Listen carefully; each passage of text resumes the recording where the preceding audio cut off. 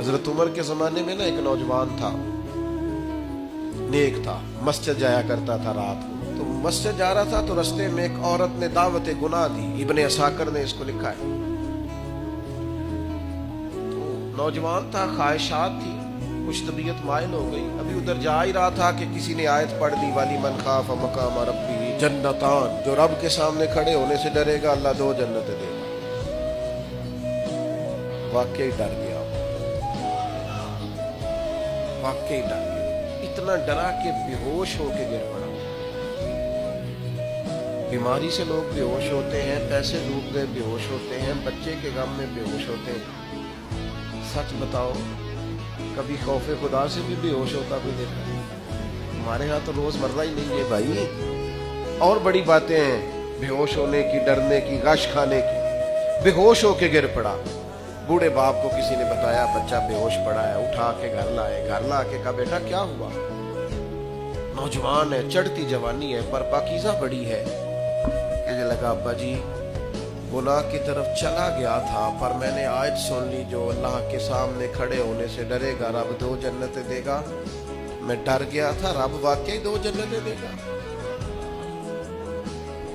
باپ رو پڑے، ابا جی کی آنکھوں میں آنسو آئے. ان کا پتر اللہ بڑا مہربان ہے، اس کے وعدے سچے ہیں، واقعی 2 جنتیں دے گا. اس نے پھر ایک چیخ ماری اور اس طرح کی ماری کہ اس کی روح ہی پرواز کر گئی.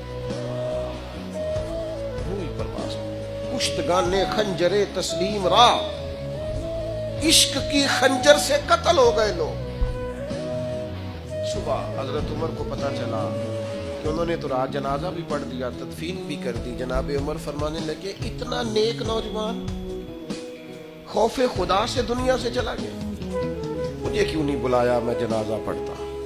فاروق اعظم فرما رہے ہیں میرا شوق تھا میں اس کا جنازہ پڑھتا. کہ حضور آپ کو تکلیف نہیں تھی؟ فرمایا بتاؤ قبر کہاں ہے؟ تے کامل پیر انہاں دے باہو قبر جنہ دی جیوے. حضرت فاروق اعظم قبر پہ تشریف لے گئے اور کھڑے ہو کے فرمانے لگے نوجوان مجھے امید ہے میرے رب نے تجھے 2 جنتیں دی ہوں گی. ابن عساکر کھول کے دیکھو تاریخ بغداد نے کیا لکھا ہے.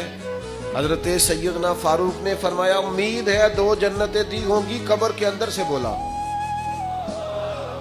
کامل پیرو نہ دے باہو قبر جنا دی جیوے. قبر کے اندر سے بولا. کہنے لگا حضور امید والی بات نہیں، رب کے وعدے سچے ہیں، اس نے واقعی مجھے 2 جنتیں عطا فرمائی. 2 جنتیں دی ہیں، میں نے اپنے مالک کو راضی پایا.